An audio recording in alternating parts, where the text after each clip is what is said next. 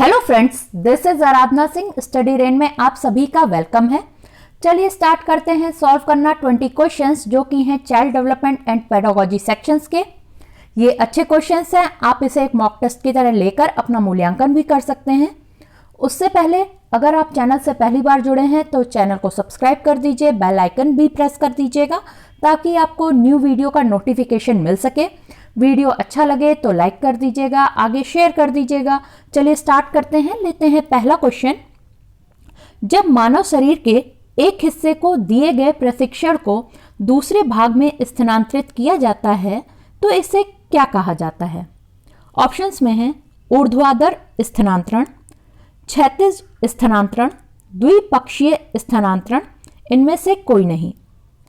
इसका आंसर है option C, द्विपक्षीय स्थानांतरण, बायलैटरल ट्रांसफर। नेक्स्ट क्वेश्चन है, किस प्रकार के अहंकार रक्षा तंत्र में लोग अपने लक्षणों को दूसरे को दिखाते हैं?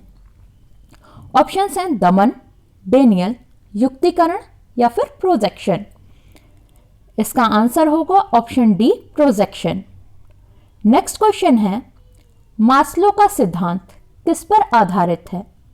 ऑप्शंस में है भावनाएं, इच्छा, आवश्यकताएं या फिर काम।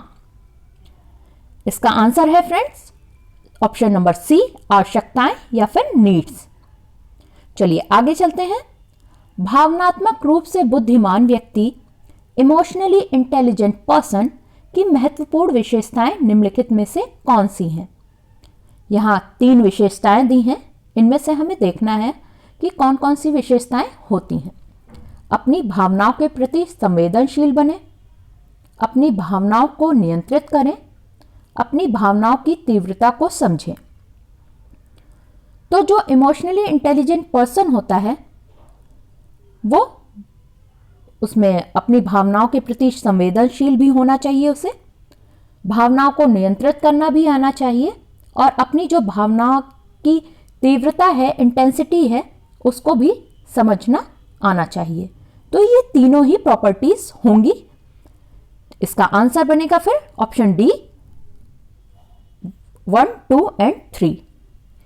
नेक्स्ट क्वेश्चन है, निम्नलिखित में से किस अवस्था में बच्चा आत्मकेंद्रित, सेल्फ सेंटर्ड दिखता है?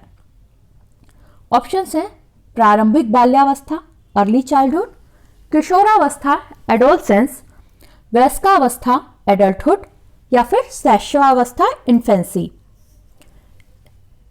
इसका आंसर है ऑप्शन ए, प्रारंभिक बाल्यावस्था, अर्ली चाइल्डहुड।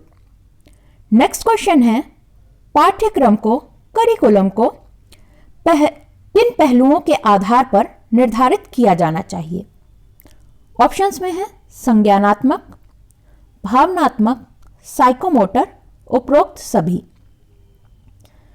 इसका आंसर है उपरोक्त सभी। जब भी करिकुलम या पाठ्यक्रम निर्धारित किया जाए तो ये सारे ही पहलू ध्यान में रखे जाने चाहिए।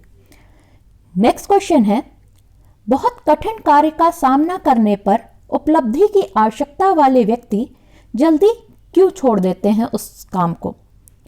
Why do individuals with high need for achievement quit early when faced by very difficult task? Options हैं आसानी से थक जाते हैं, जो उनकी दृढ़ता है वो खराब है, पुअर लेवल की है, उच्च चिंता या एंजाइटी उन्हें फील होती है, दक्षता के लिए उच्च आवश्यकता है, have high need for efficiency. तो इसका आंसर होगा ऑप्शन डी, दक्षता के लिए उच्च आवश्यकता है, have high need for efficiency. चलिए 8th क्वेश्चन देखते हैं। ये एक सम है जिसे आपको आईक्यू निकालना होता है। वो है, यदि किसी बच्चे की मानसिक आयु 12 वर्ष है और उसकी जो क्रोनोलॉजिकल एज है वो है 10 वर्ष, तो उसका आईक्यू क्या होगा? यहां पर एक फॉर्मूला लगेगा, IQ equals to MA upon CA into 100। MA means मानसिक आयु, मेंटल एज, और CA मीन्स क्रॉनिकल आयु, कालानुक्रमिक आयु जिसे कहते हैं। तो यहां पर MA मीन्स 12 अपॉन 10 इंटू 100। जब इसको सॉल्व करेंगे तो इसका आंसर आएगा 120। चलिए आगे चलते हैं। सीखना इससे प्रभावित होता है। ऑप्शंस हैं सामाजिक संपर्क, अंतर व्यक्तिगत संबंध, इंटरपर्सनल रिलेशन, दूसरों के साथ संचार, कम्युनिकेशन विथ अदर्स, या फिर उपरोक्त सभी, ऑल ऑफ द अबव। इसका आंसर है इन सभी से जो हमारी लर्निंग है वो इन्फ्लुएंस होती है। नेक्स्ट क्वेश्चन है, विकास के किस चरण को सामूहिक आयु गैंग एज कहा जाता है? ऑप्शंस हैं शैशवावस्था, बाल्यावस्था, किशोरावस्था, या फिर वयस्कावस्था। इसका आंसर है बाल्यावस्था। बाल्यावस्था में भी हमारा आएगा लेट चाइल्डहुड, जो कि आपका आता है 7 to 11 ईयर्स की आयु का। चलिए आगे चलते हैं। छात्र की उपलब्धि और निर्देशात्मक रणनीतियों को बेहतर बनाने के लिए विद्यार्थियों के सीखने और कमजोरी के बारे में फीडबैक प्राप्त करने के लिए मूल्यांकन का प्रकार कहा जाता है। ऑप्शंस हैं रचनात्मक मूल्यांकन, योगात्मक मूल्यांकन, बाहरी या एक्सटर्नल मूल्यांकन, आंतरिक मूल्यांकन, या इंटरनल असेसमेंट। इसका आंसर है ऑप्शन ए रचनात्मक मूल्यांकन या फिर फॉर्मेटिव असेसमेंट। नेक्स्ट क्वेश्चन है, मौखिक परीक्षण का उद्देश्य क्या है? ऑप्शंस हैं छात्रों की कठिनाइयों का निदान करने के लिए, भाषा के प्रवाह और लचीलेपन का परीक्षण करने के लिए, छात्रों की भाषा में हेर फेर करने की क्षमता का परीक्षण करने के लिए, उपरोक्त सभी। इसका आंसर है सभी, उपरोक्त सभी आएगा आंसर इसका।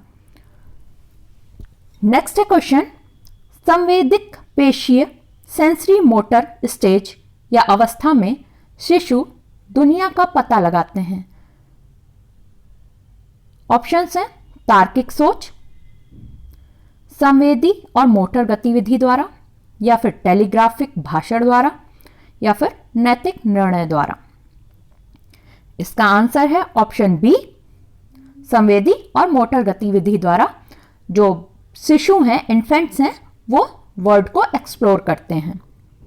चलिए आगे चलते हैं। प्रेरणा के परिणाम स्वरूप मोटिवेशन रिजल्ट्स इन, ऑप्शंस क्या क्या हैं? यूनि निर्देशित व्यवहार, यूनि डायरेक्टेड बिहेवियर, उत्साहित व्यवहार, एक्साइटेड बिहेवियर, समस्याओं को सुलझाने वाला व्यवहार, प्रॉब्लम सॉल्विंग एटीट्यूड, लक्ष्य निर्देशित व्यवहार, गोल डायरेक्टेड बिहेवियर। इसका आंसर है लक्ष्य निर्देशित व्यवहार, गोल डायरेक्टेड बिहेवियर। चलिए 15th क्वेश्चन देखते हैं। छात्रों को CWSN child with special need, जिसका फुल फॉर्म है, पढ़ाने वाले शिक्षक के लिए किस प्रकार की बैठने की व्यवस्था आदर्श है? ऑप्शंस हैं गोलाकार बैठने की व्यवस्था, यू आकार बैठने की व्यवस्था, दोनों, पहला और दूसरा, या फिर पंक्तिवार मीन्स रो वाइज जो बैठने की व्यवस्था।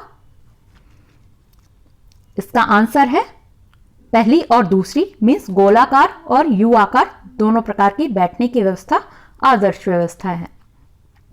16th क्वेश्चन देखते हैं।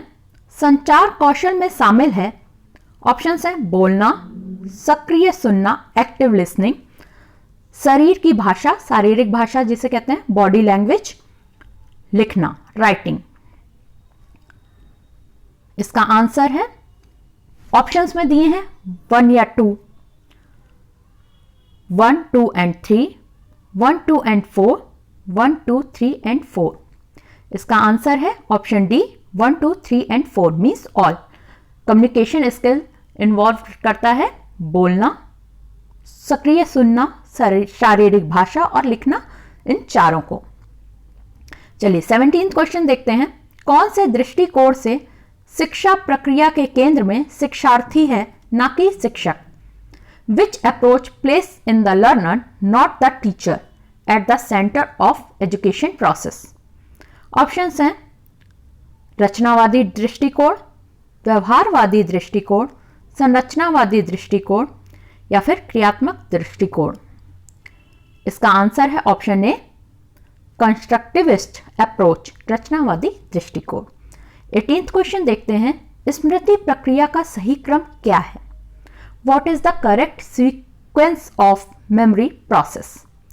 ऑप्शंस में है इनकोडिंग, स्टोरेज, अटेंशन, रिट्रीवल। इसका सीक्वेंस होगा, पहले क्या होगा? पहले अटेंशन, देन इनकोडिंग, देन आपकी आएगी स्टोरेज, देन रिट्रीवल। तो ऑप्शंस में हमारा ये ऐसा कौन सा सीक्वेंस? ये है ऑप्शन ए हमारा सही आंसर होगा।